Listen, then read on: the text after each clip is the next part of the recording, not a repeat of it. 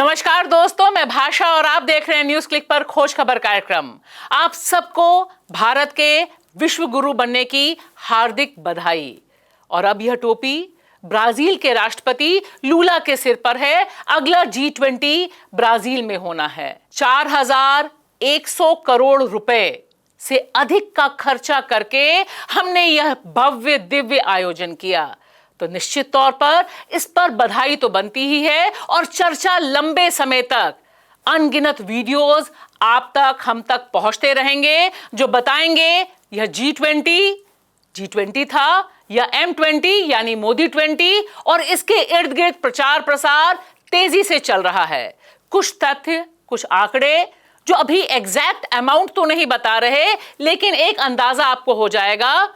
केंद्रीय बजट में 990 यानी 990 करोड़ रुपए आवंटित किए गए थे G20 के आयोजन के लिए। और देखिए, खर्चा हुआ उससे 300% ज्यादा। तो दिल तो गार्डन होना ही था। फील गुड इतना जबरदस्त है कि मेहमान सोने की थाली में खा रहे थे, चांदी के बर्तन में खा रहे थे। और निश्चित तौर पर यह तो संगोल युग है ही। राजा राजशाही वाला खाना, अद्भुत अद्भुत नजारा। बस एक फ्रेम भक्तजनों को गहरी तकलीफ दे गया, और वह है महात्मा गांधी की समाधि, राजघाट पर सबका नतमस्तक होना। देखकर वे भीतर से सुलग से गए, जो हर बार हर साल जय गोडसे करते हैं। क्या विधायक, क्या सांसद, सब गोडसे को राष्ट्रपिता बनाने पे जो लोग आतुर हैं, उन सब के लिए यह निश्चित तौर पर एक दुख भरा क्षण था कि दुनिया के सारे ताकतवर लोग मोदी जी के नेतृत्व में महात्मा गांधी के पास जाकर वहां पर राजघाट में सिर झुका रहे थे, क्योंकि ये तमाम लोग जिस शख्स ने उन्हें मारा, गोडसे ने, उसे हीरो बनाने पर तुले हुए हैं।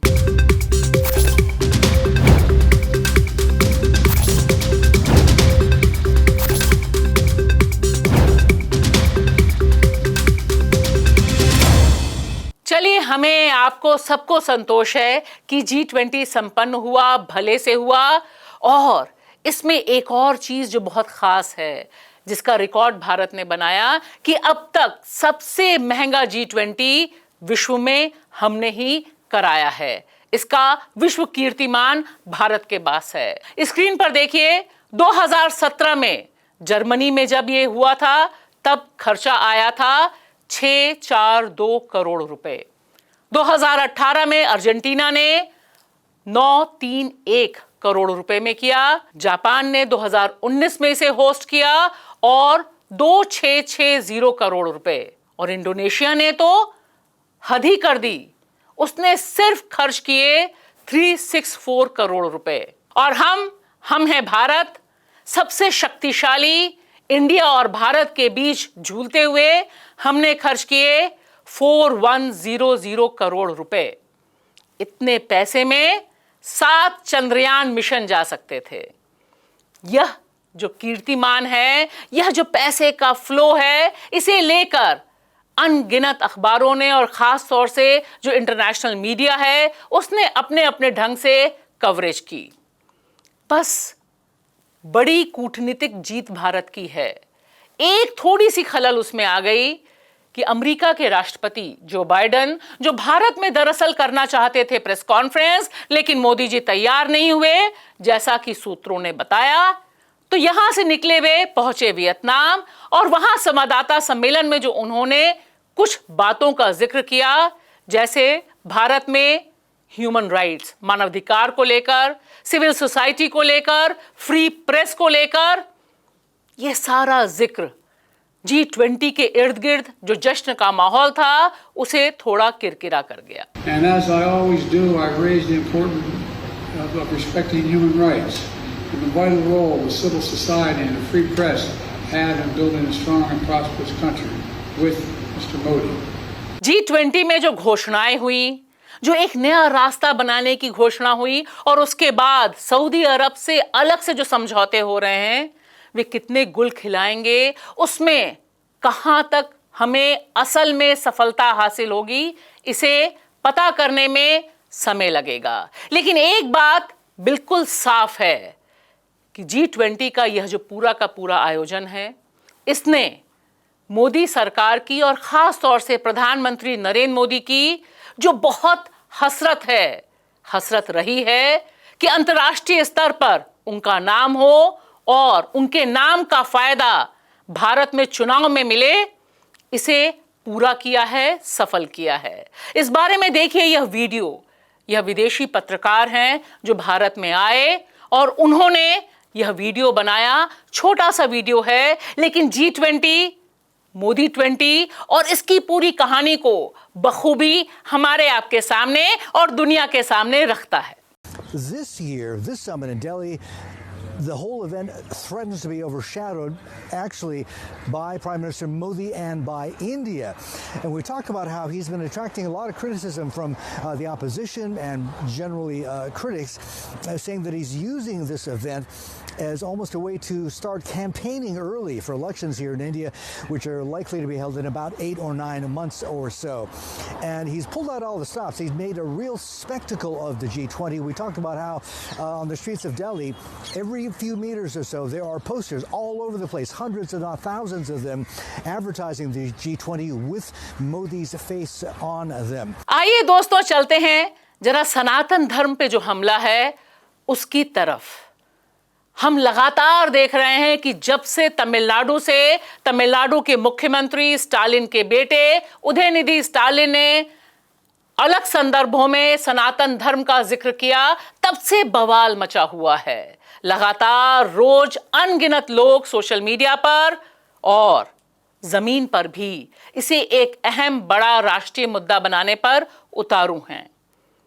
देखिए ध्यान से यह वीडियो बता रहा है कि जो लोग दरअसल सनातन धर्म की इतनी चिंता कर रहे हैं, वह सनातन धर्म जमीन पर उतरकर एक महिला नहीं, एक महारानी के साथ कैसा सुलूक करता है। यह मध्य प्रदेश की घटना है। मध्य प्रदेश के पन्ना की महारानी जितेश्वरी देवी, जिनके पति 18वें वंशज छत्रसाल महाराज के बताए जाते हैं, राघवेंद्र सिंह, जिनका निधन इस साल जनवरी में हुआ। और देखिए जब वे कृष्ण जन्माष्टमी पे पहुंचती हैं पूजा अर्चना करने के लिए अपने बेटे के साथ, तो मंदिर में किस तरह का सुलूक होता है। उन्हें उनके साथ भरी माहौल में, भरी सभा में अभद्रता की जाती है, धक्का मारा जाता है, बाहर निकाल दिया जाता है। वजह सनातन के हिसाब से वह विधवा हैं और विधवा का मंदिर आना, पूजा करना अपशकुन माना जाता है। और यहां आप देखिए किस तरह से स्टेट काम करता है। वह इसी महिला के खिलाफ FIR करता है। यह महिला महारानी है। अगर आप सोचिए कि यह एक साधारण महिला होती तो ये पंडित, पुजारी और तमाम लोग इसके साथ क्या सुलूक करते। महारानी होने के बावजूद इनके खिलाफ FIR होती है, इन्हें जेल भेजा जाता है। जी हां, जेल। वह तो जब हंगामा ज्यादा बढ़ता है, यह वीडियो वायरल होता है, उसके बाद यह बाहर आती हैं और उसके बाद यह खामोश हैं। इस पर हमने बातचीत की हमारे न्यूज क्लिक के जो संवाददाता हैं काशिफ से। आपका बहुत बहुत स्वागत है न्यूज क्लिक के इस प्रोग्राम में। मैं आपसे जानना चाहूंगी, जो पन्ना की महारानी के साथ अभद्रता हुई, जिस तरह से FIR हुआ, जिस तरह से उन्हें घसीटा गया, मंदिर से बाहर निकाला गया, ये सनातन युग में क्या हो रहा है? धर्म के राज में एक महिला और वो भी महारानी के साथ इतनी ज्यादा बदतमीजी।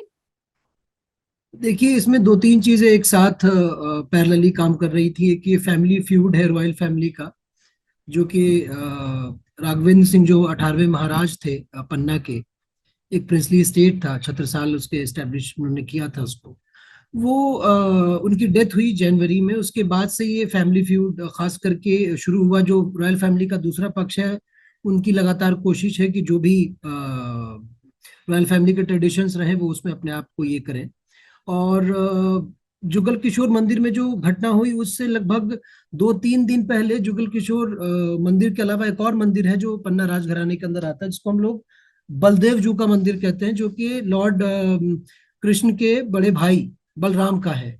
तो वहां पे भी यही हुआ कि पूजा होनी थी और रिप्रेजेंटेटिव रॉयल फैमिली का जाता है और वो चवर जिसको वो हिलाते हैं, और उनका ये मानना है कि चवर जो भी वो हिलाते हैं उन पे वो रिस्पॉन्सिबिलिटी होती है जनता की, या जो उनको जिसको वो रिप्रेजेंट कर रहे हैं भगवान के सामने। तो वो जो चवर हिलाने वाली परंपरा थी, वहां पे भी वही किया गया कि जो दूसरा पक्ष है रॉयल फैमिली का, वो सत्ताधारी पार्टी से जुड़ा है और मंत्री हैं, तो वो पहले आए और उनको भी चवर दे दिया गया। तो उसको लेकर के एक लेटर भी उन्होंने लिखा था कि भाई ये गलत तरीका है और ये गलत किया गया, आपने 300 साल पुरानी परंपरा को तोड़ा है। और ये घटना ठीक उसके 4 दिन 5 दिन बाद होती है। और जो उससे पहले का ट्रेडिशन ये था कि मंदिर में करीब 12 बजे आरती शुरू होती है और सबसे पहले चवड़ हिलाया जाता है रॉयल फैमिली के एक रिप्रेजेंटेटिव के जरिए, जो कि इससे पूर्व में राघवेंद्र सिंह जब खुद जिंदा थे तो मतलब वो खुद जो करते अभी थे। जिनके साथ हुआ, जो महारानी है, उनके पति। जी।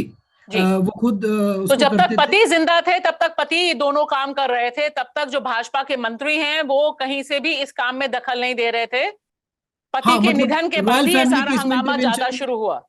जी, रॉयल फैमिली के एकदम सीधा नहीं थे। वो ये था कि वो जब पूजा हो जाए तब वो बाद में आते थे और आकर के वो अपना होमेज पे करके वो जाते थे।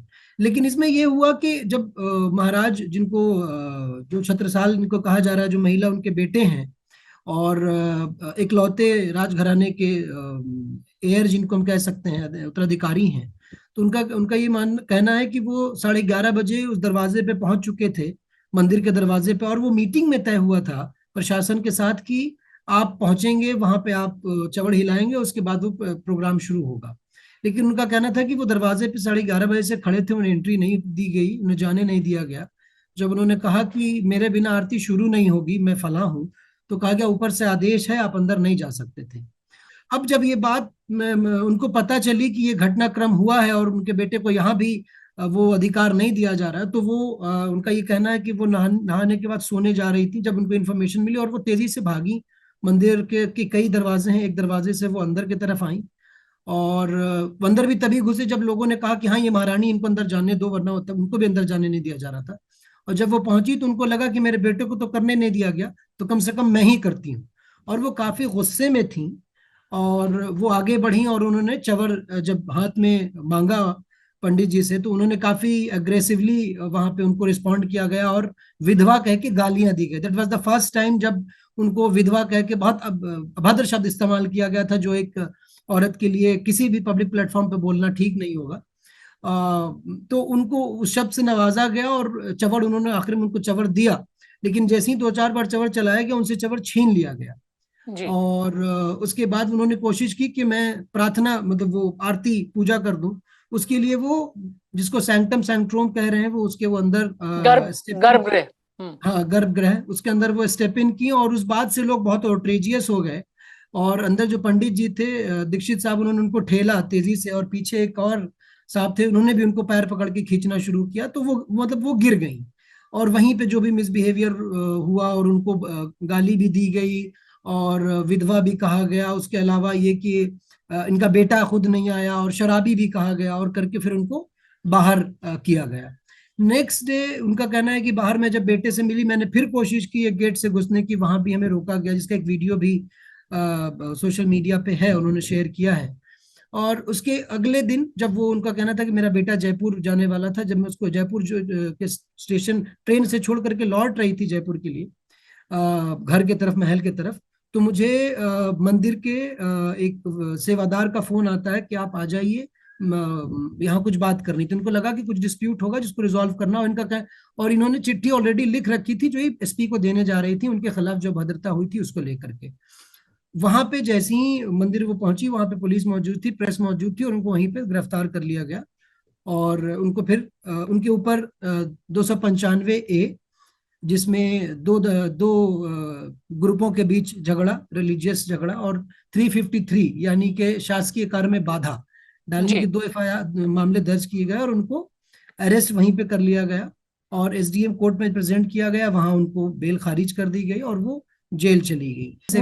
मैं ये खाली कहना चाहती हूँ कि ये जो पूरा का पूरा प्रकरण है, क्योंकि जो वीडियो भी सामने आया है जिसमें आवाजें आ रही हैं, बकायदा उनको विधवा विधवा कह के बोला जा रहा है, गाली भी दी जा अपमानित रही किया जा रहा है, ये तो देश के कानून में कहीं पर भी स्वीकार नहीं किया जा सकता है कि इस बिल्कुल। तरह का व्यवहार आप किसी भी महिला, यहाँ वो महारानी है, और अगर वो महारानी के बजाय कोई साधारण महिला होती तो उनका क्या हाल किया जाता। लेकिन यहाँ पर भी जिस तरह से, क्योंकि जो दूसरा पक्ष है वो भारतीय जनता पार्टी के मंत्री हैं और सर्विंग मंत्री हैं वहां पर, पढ़ना बहुत दूर भी नहीं है, तो एक चीज जो साफ दिखाई दे रही है कि यहाँ पर धर्म के नाम पर जिस तरह से महिलाओं के साथ अभद्रता का एक पूरा सिलसिला मध्य प्रदेश में चल रहा है, उसकी जीती जागती मिसाल है। और इस पे किसी ने भी, मध्य प्रदेश के मुख्यमंत्री से लेकर तमाम और लोग जो धर्म की बात करते हैं, सनातन धर्म की रक्षा की बात करते हैं, हिंदू महिलाओं की रक्षा की बात करते हैं, उसमें किसी ने भी एक शब्द भी इन महिला का साथ नहीं दिया, किसी ने कोई ट्वीट नहीं किया, कोई अभी तक साथ नहीं आया है, जो मुझे लगता है बहुत चिंताजनक है और एक पर्दाफाश भी करता है कि क्या माहौल मध्य प्रदेश में बना रखा है सरकार ने वहां पर। दोस्तों, G20 के खत्म होने का इंतजार बहुत से लोगों को होगा, लेकिन असम के भारतीय जनता पार्टी के जो मुख्यमंत्री हैं हेमंत बिस्वा शर्मा, उनको बहुत अलग वजहों से है और वे जाहिर करते हैं अपनी वजह कि आखिर क्यों इतना बेसब्री से वे इंतजार कर रहे थे G20 के खत्म होने का। वह कहते हैं कि पिछले 6 महीनों में सिर्फ असम में 5,000 लोगों को गिरफ्तार किया। यह जो सारा का सारा हंगामा चल रहा है बाल विवाह को लेकर, जिसमें मुसलमानों को निशाने पर लिया गया था, और अब यह मुख्यमंत्री जो देश के संविधान से शपथ लेते हैं, कहते हैं कि अगले 10 दिन में 2,000 से 3,000 लोगों को गिरफ्तार किया जाएगा। दरअसल ये शायद इसलिए रुक गए होंगे क्योंकि जिस तरह से असम में मुसलमानों को निशाने पे लिया गया, उन्हें लगातार हिंसा, उपेक्षा और जेल की तरफ ढकेला जा रहा है। अगर ये खबर G20 के समय सामने आती तो जिस समय प्रधानमंत्री नरेंद्र मोदी सऊदी के शाह से गले मिलकर तमाम समझौते कर रहे हैं, उसमें खटाई पड़ जाती या तस्वीर थोड़ी सी बेरौनक हो जाती। यह नफरती ब्रिगेड कितनी शिद्दत से इंतजार कर रही थी कि G20 खत्म हो, वसुधैव कुटुंबकम का जो नारा है वह अपने घर जाए और नफरत नफरत और नफरत फैलाने का उन्हें पूरा वरदहस्त मिल जाए। इस नफरत के दौर में एक सशक्त वीडियो आया है और एक बार फिर वह खेल के मैदान से है। इस बार क्रिकेट के मैदान से है। भारत पाक का क्रिकेट मैच श्रीलंका में, और यहां देखिए यह जो छोटा सा वीडियो है जिसमें पाकिस्तान के खिलाड़ी शाहीन शाह अफरीदी भारत के खिलाड़ी जसप्रीत को पिता बनने पर ना सिर्फ बधाई देते हैं बल्कि तोहफे भी देते हैं। और यह बताता है कि जिस तरफ नफरत खींच रही है उसके बिल्कुल उलट मोहब्बत और प्रेम कायम है। और यह याद दिलाता है भारत का शान बढ़ाने वाले खिलाड़ी नीरज चोपड़ा की भी, जिन्होंने वर्ल्ड एथलेटिक चैंपियनशिप में जब गोल्ड मेडल जीता तो सिल्वर मेडल पाने वाले पाकिस्तान के खिलाड़ी को अपने साथ खड़ा किया। दोस्तों, ये छोटे छोटे वीडियो ही दरअसल हमारे आपकी जिंदगी में प्रेम और मोहब्बत का संचार कर रहे हैं और बता रहे हैं कि आज की तारीख में भी नफरत के ऊपर मोहब्बत का झंडा बुलंद है। शुक्रिया।